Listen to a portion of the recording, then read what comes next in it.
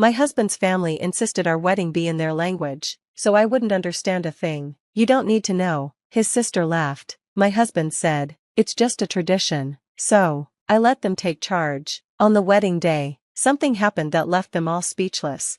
I'm 32, and I grew up in Oregon. 4 years ago, I moved to Florence, Italy, to teach English. That's where I met my now ex-husband, Luca, who was 34 at the time. He was funny, kind, and polite. At first, he spoke great English, and we got along really well. After dating for a year and a half, he proposed. I said yes. I thought I was marrying into a big, welcoming Italian family, but I was wrong. They barely tried to include me. Luca's family is from a town in northern Italy, and they speak a dialect called Venetian, which is very different from standard Italian. I understand some Italian, but Venetian? It was like a whole different language. When we started planning the wedding, I suggested having the ceremony in both English and Italian. Since my family and a few close friends were coming from the US, I wanted them to feel included. That's when things got strange. Luca's sister, Kira, laughed and said, no, it has to be in our dialect. That's how it's always been. I asked if we could have a translation, or at least some parts in English for my family. She said, you don't need to know, you'll get the general idea. I looked at Luca, hoping he'd say something, but he didn't. He just said, it's a tradition, you'll understand the important parts. I felt uncomfortable but didn't want to cause trouble. I told myself, it's just a wedding. I regret thinking that now. Once the language decision was made, I was shut out of everything. Every meeting was in Venetian, and I just sat there, not understanding anything. When I asked questions, they said, don't worry, we've got it under control. Kira even joked once, saying, you'll be surprised, just show up in the dress, and they all laughed. They didn't even put my name on the invitations. They wrote Luca Alasta, which means Luca and the foreigner.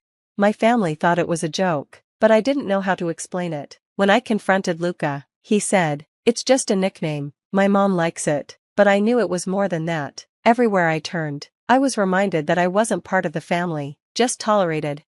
About a month before the wedding, Luca started acting strange. He wasn't affectionate, and he seemed distant and stressed. I thought he was just nervous, but deep down, I felt something was off. Then, my best friend Cassie, who speaks Italian, visited me. She came with me to one of the final planning meetings. While everyone talked, we sat at the back, and nobody paid attention to Cassie. Later that night, she told me, they're planning something, and it's not just the wedding. She overheard Kira talking about putting me in my place and showing me what this family is really about. It didn't sound like a celebration, it sounded like control. I felt sick. Cassie and I started investigating. We found a program someone had left behind, and with the help of a translator I hired, we got it translated. The ceremony wasn't meant to celebrate me, it was meant to humiliate me. The priest's vows talked about how the bride was an outsider and must follow the family's traditions. There was even a speech planned by Kira, saying, we never thought Luca would marry outside, but we're a generous family, and we opened our arms to someone different.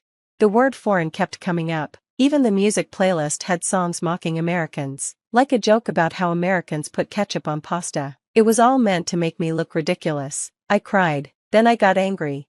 Here's what they didn't know, I still controlled the contracts. I paid for the venue, the DJ, and even hired a translator to help my family understand the ceremony. I had one job for the DJ, press play at exactly 4:23 p.m. I stayed calm, smiled at the dress fittings, and thanked Kira for the wine she sent, but inside, I was planning my revenge. On the wedding day, I wore the dress they insisted I wear, a beautiful but old-fashioned heirloom from Luca's grandmother. My makeup was simple, but my hands were shaking. My parents were seated in the back, away from the front where Luca's family had told the planner the honored guests should sit. The ceremony began. The priest started speaking, and my translator whispered everything into my ear. It was worse than I thought. He called me the outsider, said I was being welcomed under the family's mercy, and that I had to obey their traditions. Then, Kira gave her speech. She looked at me and said, this is our family, we are proud and united, and we do not change for others. People clapped. I looked at Luca, but he didn't look at me. Then, the speakers crackled. My voice came through, live. Hello, everyone. I've been told not to speak today. I've been told I don't need to understand, that I'm a foreigner. There was complete silence. I've heard the jokes. I've read the program. I know what this wedding really was. People started shifting in their seats. I saw Luca whispering to his mother. I wasn't done. You planned this wedding in a language I couldn't understand. You mocked me behind my back. Then the second recording started. Kira's voice, she'll just stand there smiling. It'll be hilarious. People gasped. The priest's voice, this will teach her how things work here. The recording stopped, and the room was frozen. Luca's aunt dropped her wine glass. It shattered. My mother-in-law's jaw dropped. Kira looked like she'd swallowed something sour. The priest tried to step forward, but I kept talking. I didn't come here to be mocked. I didn't agree to marry into a joke. I turned to my family in the back. I see why you were put back there. They didn't want you to see what was really happening. My dad stood up, and my mom was crying. Then I said something I hadn't planned. I looked at Luca. You had a chance to stop this. You knew. You heard everything, and you said nothing. Still, he didn't speak. His silence told me everything. I was about to walk away when another woman stood up. She was young, maybe in her 20s, with short brown hair and sharp eyes. I had seen her earlier with Luca's side. She walked up to the altar and took the mic from my hand. I'm sorry, I can't stay quiet, she said. The room turned to her. I'm Martina, Luca's friend. She looked at Luca. We've been seeing each other for 6 months. There were gasps. I froze. You cheated, I said, and he didn't deny it. People started whispering. My translator walked over to me. They didn't know, she said. Some of them didn't. But Kira knew. She was furious. This was supposed to be a family event, she hissed. You ruined it, I said. No, I replied. You ruined it. I just showed everyone what it really was. Then, Kira slapped me. Everyone gasped. The venue manager stormed in and shouted, enough, everyone out, now. I could have just walked out, but I didn't. I went back to the mic. I didn't come to Italy to be part of a circus. I came here for love and respect. Instead, I got lies and cruelty. I paused and said, I paid for this venue, so my family will eat, dance, and enjoy themselves. You're not invited, I told Luca. Then I gave the DJ the signal. He played the song I'd chosen weeks ago, Respect by Aretha Franklin. My parents clapped. Cassie grabbed my hand. My cousin started cheering. Everyone else was quiet, awkward, and slowly started leaving. After they left, my family, Cassie, and a few of Luca's cousins who whispered apologies stayed behind. We ate, danced, and had a good time. The photographer took every picture I asked for, not one with Luca in it. But the next morning, I woke up to over 40 missed calls from Luca, his mom, Chiara, and some unknown numbers. They wanted to talk and said I overreacted, embarrassed the family, and made it personal. No apologies, just blame.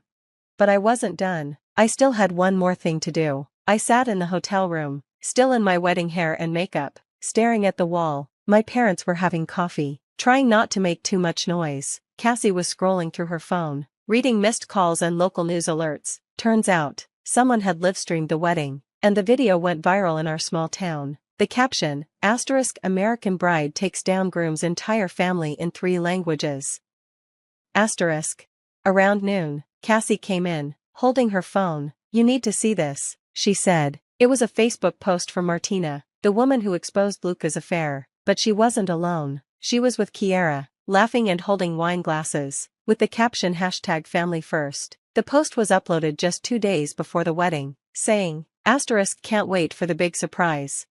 So, Martina wasn't some brave truth teller. She was part of it, a plant. She was never supposed to confess, but her connection with Chiara was real. We dug into their social media and found photos of Martina with Luca's family, going back a year. It wasn't just a betrayal, it was planned. The priest's words about obedience now felt different. It wasn't just tradition, it was a test, a punishment. Later, I got a call from the venue owner. He said Chiara contacted him, accusing me of breaking the rules and causing a disturbance. She wanted to keep my deposit and threatened to sue. Of course, she would. What they didn't know was that I had recorded every meeting I attended. Every time they said, don't worry about it or you don't need to know, I recorded it. Cassie helped organize the files, and I sent them all to the venue owner. 3 hours later, he called back and said, refund processed. Chiara is blacklisted. In a voice note, he said, you didn't have to destroy everything. It wasn't personal. You didn't understand the culture. He blamed me for everything. That was the last time I heard from him. But it wasn't over. A few days later, Cassie showed me a document on her laptop. It was a real estate transfer in both our names, filled out, but unsigned. Luca had initiated it. The plan wasn't just to humiliate me, it was about control and money. Luca's family had financial issues, and marrying me was a way to clean things up. They planned to use my American bank account to move money around. I had already talked to my lawyer about protecting my assets. The wedding wasn't legally binding yet, and I never added Luca to my accounts, so, legally, I wasn't married. A week later, Luca's uncle sent me a letter accusing me of defamation and threatening legal action unless I apologized and paid a reparative fee. That's when I decided to respond publicly. I posted everything, the recordings, the humiliating ceremony, the planned scam, and the fact that I was never legally married. I even shared the photo of Martina and Kiera from before the wedding. The post went viral again. Then Kiera snapped. 3 days later, she showed up at a cafe where I was having lunch with Cassie. She slammed her hand on the table and yelled, "You think you're a hero? You ruined everything." I stood up and said, "I didn't make you look like anything, I just held up a mirror." She kept yelling, blaming me for ruining Luca's life. Cassie stood up and protected herself. Kiera turned to me, her voice dropping low, "You were never going to be one of us." I stood tall and replied, "I'll never understand how a family can lie, cheat, and still expect loyalty. I don't want to understand that." Kiera raised her hand like she was going to slap me, but Luca stopped her. He looked at me, pale and broken. "I didn't want it to be like this," he said. "I was weak. I let it happen.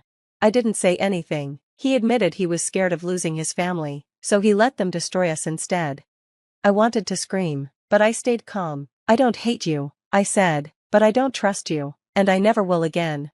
Luca nodded and walked away, with Kiera following him. She hissed at me, "You'll regret this." Cassie said loudly, "No, I think you will." Kiera tried to sue, but it went nowhere. My evidence, emails, recordings, and sworn statements, was solid. The court dismissed her case, but her family's reputation was ruined. Their bakery lost long-time clients, and people in the village started talking about them in shame. Martina disappeared and deleted her social media. I heard she moved to Milan. Luca sent one last email, "I'm sorry, you were right about everything. I hope someday you can forgive me." I never replied. A month later, I flew back to Oregon. No big speeches, no closure talks, just a clean break. For the first time in a long time, I felt free. Some people ask if I regret moving to Italy. I don't. It wasn't Italy that failed me, it was Luca and his family. I don't regret standing up for myself. I don't regret turning the mic on. I don't regret refusing to stay silent. People say, "You must be so strong," but I wasn't. I was terrified, but I still told the truth.